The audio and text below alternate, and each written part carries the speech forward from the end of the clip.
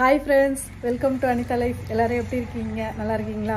இன்றைக்கி வந்து புதன்கிழமை பசங்களுக்கு வந்து குவார்ட்டர்லி லீவு விட்டுட்டாங்க. எக்ஸாம்லாம் நல்லபடியாக முடிஞ்சிடுச்சு. கார்த்தி வந்து வீட்டில் தான் இருக்கிறான். பிரியா வந்து கிளாஸ் போயிருக்கிறான். இன்றைக்கி வந்து பிரியாவுக்கு தலை குளிக்க வச்சுருந்தேன். நல்லா வெயில் அடிக்குதுன்றதுனால 2 நாள் முன்னாடி வந்து மழை பெஞ்சுதா, சரி கொஞ்சம் அப்படியே விட்டுட்டு இன்றைக்கி லீவுன்றதுனால தலை குளிக்க வச்சேன். நாங்கள் வந்து எப்பயுமே தலை குளித்தோடனே ஒரு ஏர் ட்ரையர் யூஸ் பண்ணுறேன். அது வந்து நான் பெரிய கை குழந்தையாக இருக்கும்போது வாங்கினதுங்க. 10 வருஷம் ஆகுது. நல்லா உழைக்குது. பிலிப்ஸ் கம்பெனி தான், செம்மையாக இருக்குது. எப்பயுமே குழந்தைங்களுக்கு வந்து இந்த மாதிரி தலை குளிக்க வைக்கிறோம் அப்படின்னா உடனே ஏர் ட்ரையர் போட்டுடலாம். ஏன்னா நாங்கள் மாடியில் இருந்தோம், நெருப்பு வச்சு சாம்பிராணி போடுறதுக்கான ஃபெசிலிட்டி இல்லைன்றதுனால உடனே வந்து ட்ரையர் வாங்கி இப்போ வரைக்குமே யூஸ் பண்ணிகிட்ருக்கிறேன். நல்லா இருக்குது. அப்புறம் பாப்பா வந்து ஹேண்ட்பேக் எடுத்துன்னு போனான். லஞ்ச் பேக்கில் எடுத்துன்னு போக மாட்டேன்னு சொல்லிட்டா. சரி அப்படின்னு அவளுக்காக ஒரு சின்னதாக ஹேண்ட்பேக் இருந்தது, அதை கொடுத்துட்டேன். அதில் செஸ்ஸு, வாட்டர் பாட்டில், ஸ்நாக்ஸ் மட்டும் எடுத்துக்கின்னு பாப்பா வந்து கிளம்பிட்டா. இன்றைக்கி டிஃபனுக்கு பார்த்திங்கன்னா கார சட்னியும் இட்லி தான் போட்டேன்.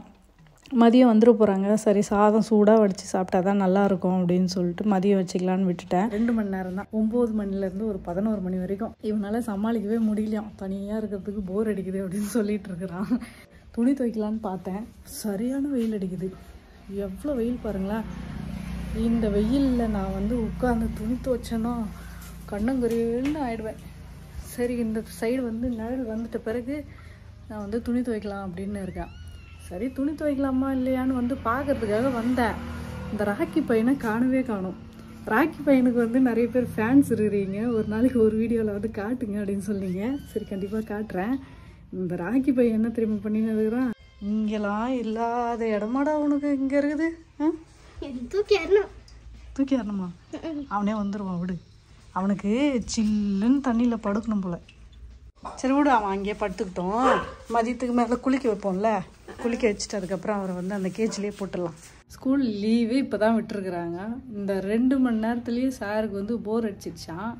என்ன பண்ணுறதுன்னு தெரியலையா. இவரை வந்து வேறு எதனா கிளாஸில் சேர்த்து விடுங்க அப்படின்னு சொல்கிறாரு. சரி, எந்த கிளாஸில் சேர்க்கலாம் அப்படின்னு சொல்லி கேட்குறோம். அவனுக்கே தெரியலையா. அப்போ எங்களுக்கு மட்டும் எப்படி தெரியும்? ஆனால் சொல்கிறேன், நீ பட்டாசு எடுத்துக்கிட்டா கொடுக்கவே மாட்டேன். ஆமாம், கொடுக்க மாட்டேன்னா அது தீபாவளிக்காக வாங்கி வச்சுருக்கிறது கிடையவே கிடையாது. தீபாவளி வந்தால் தான் உனக்கு அந்த கன்னுலாம் நான் தருவேன்.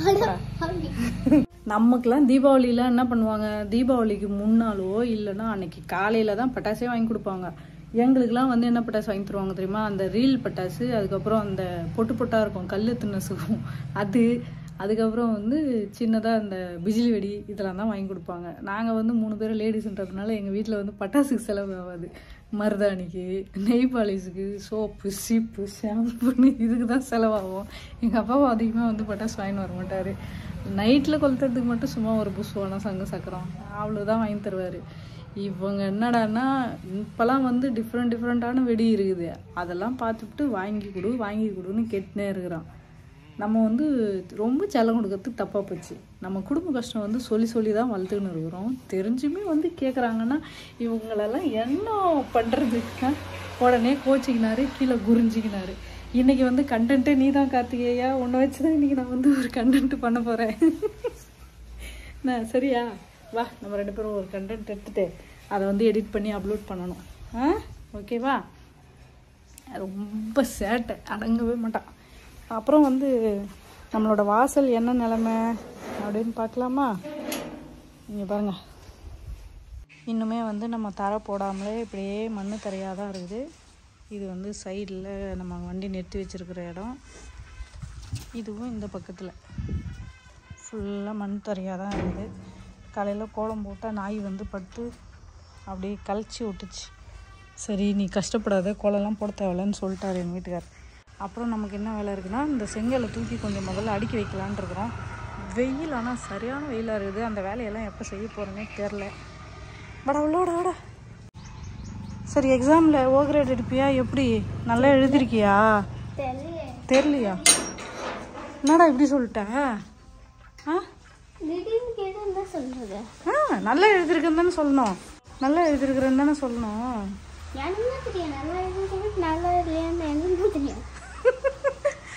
எழுதுனது நீ தானடா, ஒன்று தான்டா கேட்பாங்க. மேம் தானே, மேம் தானே கேட்கலாம். அப்படியா? உனக்கு அப்போ கூட ஒரு செல்ஃப் கான்ஃபிடென்ஸே இல்லையா கார்த்தி? நான் நல்லா எழுதிருக்கிறேம்மா, ஓகிறது எடுப்போமான்ட்டு. எதுவுமே இல்லையா? சரிதான். இப்போ எங்கள் சின்ன வயசுலலாம் என்ன தெரியுமா பண்ணுவாங்க, காலாண்டு லீவுக்கு வேலைக்கு அமுச்சு விட்ருவாங்க தெரியுமா? ஆமாம், பக்கத்தில் இருக்கிற கழனியில் முள்ளங்கி, கத்திரிக்காய், தர்பூசணி இதெல்லாம் போட்டிருப்பாங்க பாரு. அதை போய் கட் பண்ணி எடுத்துன்னு வர்றதுக்காக வேலைக்கு அமுச்சு விட்ருவாங்க எல்லாம் தெரியுமா? நீ எல்லாம் வந்து வீட்டில் சோறு துணுப்பிட்டு உன்னால் தூங்க முடியல, உட்கார முடியல. டிவி பார்க்கலாம் பார்த்தா கரண்ட் ஆஃப் ஆகி போச்சு. சரி வாங்க, வாங்க வாங்க வாங்க உள்ளே போயிட்டு இருக்கிற வேலையை செய்யலாம். என்ன செஸ் வந்து இவர் மட்டும் தனியாக விளாட்றதுக்காக பெரிய பெரிய காயின்ஸ் வச்சுருக்கிறாரு. பிரியா வந்து சும்மா காம்படிஷன் போகிறதுனால சின்ன சின்ன காயின் அவனுக்கு கொடுத்துருக்குறோம். இப்போ கார்த்தி வந்து செம்மையாக ரெடி ஆகி ஒரு கண்டென்ட் பண்ண போகிறான். பால் எடுத்து என் மூஞ்சிலேயே மூக்கு மேலே அடிக்க போகிறான். வா எடுக்கலாமா? என் மூக்கு மேலே போடுறியா? உனக்கு ஜாலியாக இருக்குமே, அதுதான்.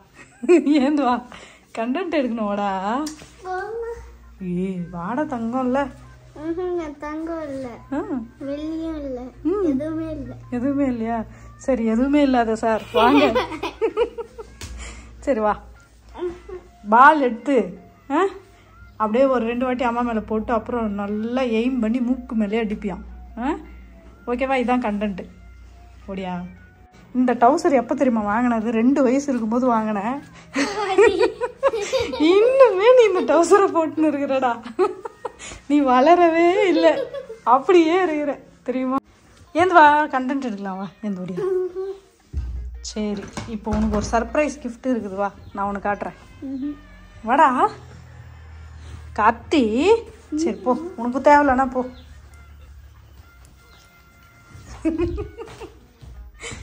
என்ன சர்ப்ரைஸ் தெரியுமா? வா காட்டுறேன். இது ஒரு வாக்கி டாக்கி பார்த்துருக்கீல்ல டிவிலலாம்? எப்பயோ பார்த்துட்டியா? சரிதான். அப்போ காட்டிட்டாரா? நான் தான் சர்ப்ரைஸ்ன்னு நினச்சேன். இது எப்படி ஆப்ரேட் பண்ணுறதுடா? Wow, power on.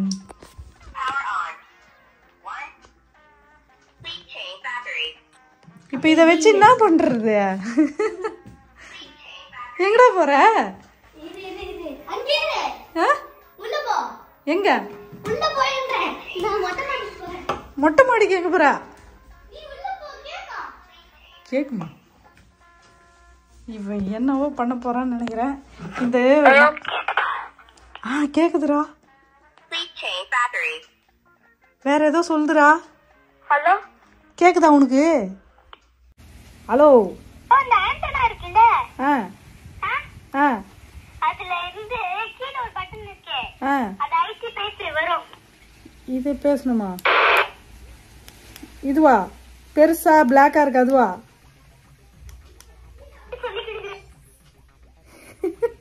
எனக்கு தெரியவே இல்லை. இப்ப இவர் அதுக்குள்ள எடுத்து பசங்க கிட்ட காட்டி எல்லாத்தையும் சொல்லி கொடுத்துட்டு இருக்காரு.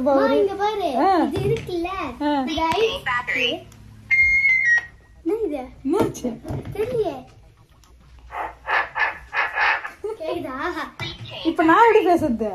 இத அழுத்தின்னு பேசினா வரும். இந்த பிளாக்கேவா?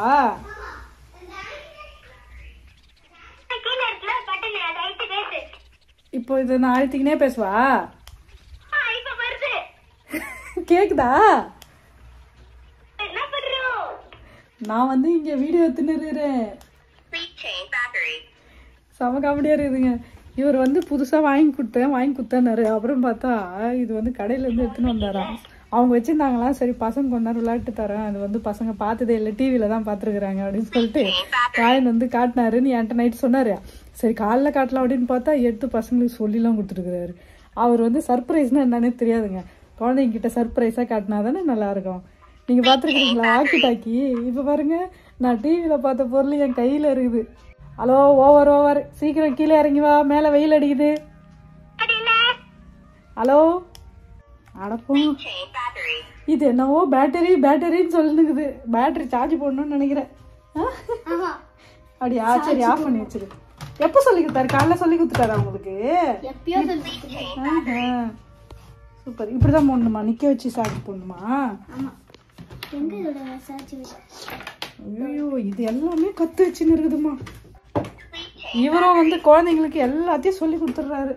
சார்ஜ் போட்டா இப்ப கரண்டே இல்லடா பைத்தியம். கரண்ட் இல்லாம நீ எப்படிடா சார்ஜ் போடுவ? வா போலாம்.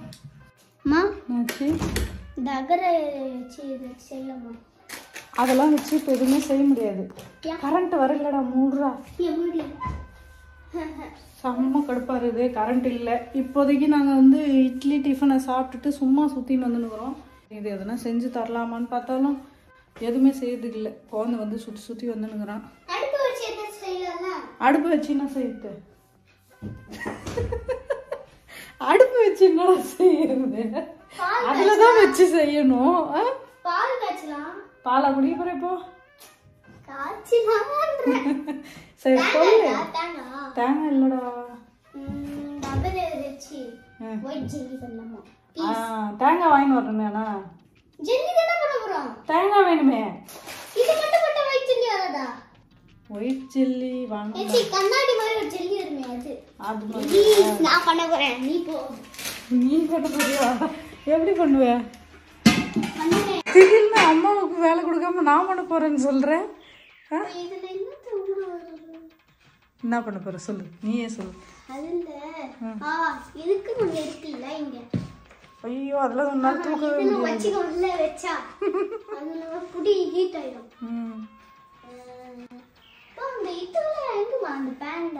ஐயோ நீ எதுவுமே தேட தேவையில்ல, செய்யவும் தேவையில்ல. விட்டுருவா. இதுதான் தெரியல.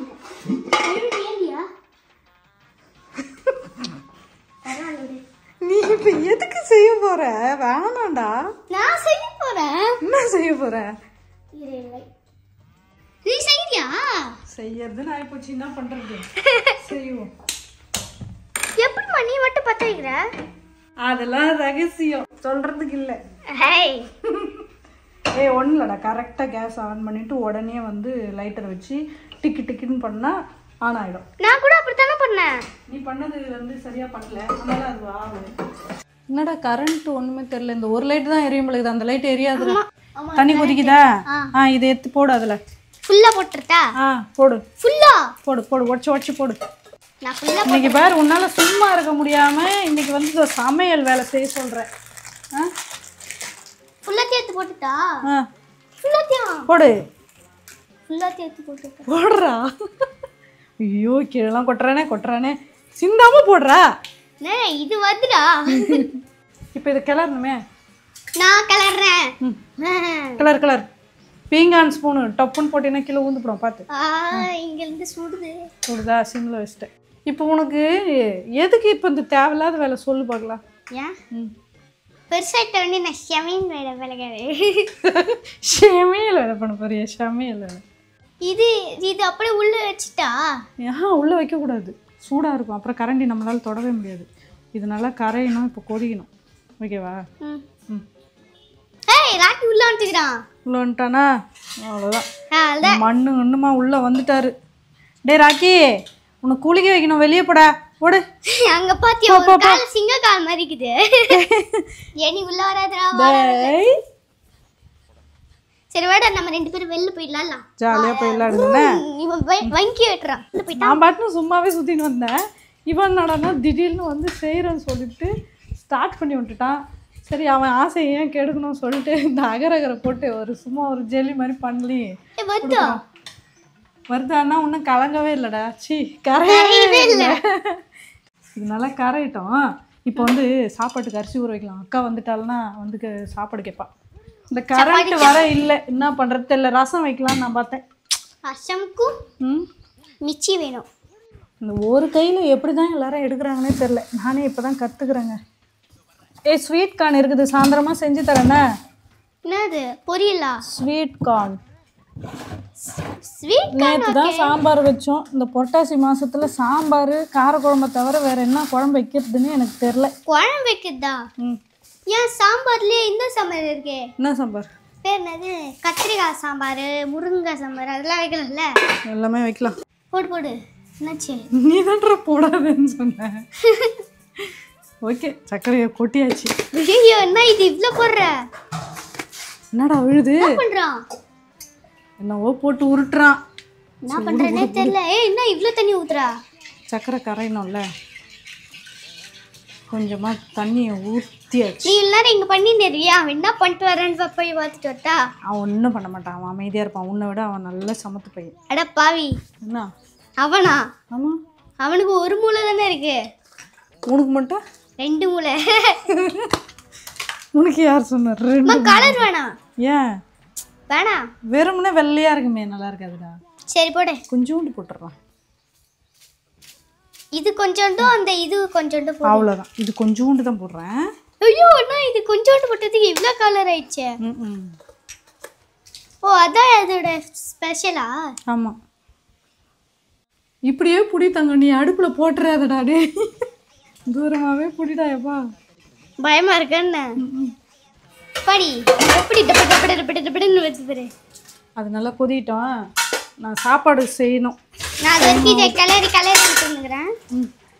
கை பார்த்து ஃபோன் பார்த்து 2 பார்த்துல நீ என்னவோ எக்ஸ்பீரியன்ஸ் ஆள் மாதிரி ஒரு கையில் ஃபோனு ஒரு கையில் கரண்டி. ஐயோ உருகிச்சு. அத்தி பிரமாதம். என்ன உருகிச்சா? உருகி உருகி போனதுடி. அம்மா கை வலி, இது புடிமா குடு. அதுக்கு தான்டா நல்லா சாப்பிடுன்றது. எங்கனா ஸ்ட்ரென்த்தா இருக்கிறியா நீ சொல்லு பார்க்கலாம். நானா? ஆனா சமையல் வேலையில மட்டும் அவ்வளோ ஸ்ட்ரென்த்தா இருப்பேன். இருப்பேன். இப்போ இது நல்லா கிளறினே இருந்து உன் மேலே கொட்டிச்சுன்னா உனக்கு தான் தெரியும். இது நான் பண்ணுறேன், நான் கிளறேன். அவங்களுக்கு யார் கொடுப்பா? நம்ம மட்டும் சாப்பிடலாம். ஆகுண்டா அவங்களாம். சரி, அதுக்கு நிறைய போட்டிருக்கணும். ஏய் இருந்த அகராக எல்லாத்தையும் தானே போட்டேன். எனக்கு ஒரு ஐடியா தோணுச்சு. அது சாப்பாடை ஊற வச்சுட்டு சாப்பாடு எடுத்து இதுல போட்டு கிளறலாம். வேணாம். ஏன்? அரிசி ஊறுதா, டக்கு டக்குன்னு ஒரு குழம்பு வைக்க போகிறோம். அவரைக்காவை போட்டு ஒரு புளி குழம்பு வச்சுட்டு அப்பளம் பொரிச்சு. அவரைக்காவா? ஆமாம், ரசம் வச்சிடலாம். என்ன ஆச்சு? வெந்து போச்சா? தண்ணி ஆயிடுச்சு. ஆச்சா? முடிஞ்சு போச்சு. ஆச்சு ஆச்சு. இப்போ இது என்ன பண்ணணும் தெரியுமா? இது புடி. அம்மா தெரியுற மாதிரி எடுடா. இருமா, நானே தப்பா புடிச்சிட்டமா. புடிமா இருமா. புடிதா? ஓகே. கை பார்த்து கேமரா கிட்ட. ஓகே. போடா டேய். மா இருமா, நானே சாட்சி எடுத்துன்னுக்கிறேன். நீ ஏன் சாட்சி எடுக்கிற? இரு, இதை காமிக்கிறேன். அவ்வளோதான். நம்ம இப்படி சுத்து விட்டு போற. தட்டு நிற்க வச்சா அது சுத்துதுரா. நம்ம இதுக்கெல்லாம் சொரண்டுவியா? பின்ன இதெல்லாம் வேஸ்ட்டாக போகும்ல. இப்போ இதை எடுத்துன்னு போயிட்டு ஆற வைக்கலாம். இருமா, நான் இறங்குறேன். எம்மாடி, ஒன்று நான் அசிஸ்டண்ட்டாக வச்சுக்கின்னு ஒரு வேலையும் செய்ய முடியாதுடா. என்னையா? உனக்கு ஒரு ஹெல்ப்புக்கே ஆள் வேணும் போல இருக்குது. நான் இதை வச்சு பார்த்துன்னுங்கிறேன். நீ பார்த்து நிறுத்தவல, அதை அப்படியே விட்டு ஆறிடும். என்ன விலாகோ எடுக்க ஆரம்பித்து என்னவோ விலாகோ எடுக்கிறோம். திடீர்னு வந்து இந்த பையன் பசிக்குதுன்னு சொல்லி அவனே வந்து நான் செய்ய போகிறேன்னு ரெடி பண்ணிட்டான். ஜெல்லியும் வந்து செம்ம டேஸ்ட்டாக இருக்குது. அப்புறம் ஒரு முக்கியமான விஷயம் காட்டணும். இதை வச்சு 1.5 வருஷம் ஆச்சு. ஒரு 20,000 ரூபாய் எங்களுக்கு வந்து கம்மியாக இருக்குதுன்னு சொல்லிட்டு நாங்கள் வந்து பேங்க்கில் வச்ச நகையை வந்து இப்போ தான் மூட்டை கொடுத்துருக்குறாரு. அந்த ரூம்லலாம் வந்து கரண்ட் இல்லை.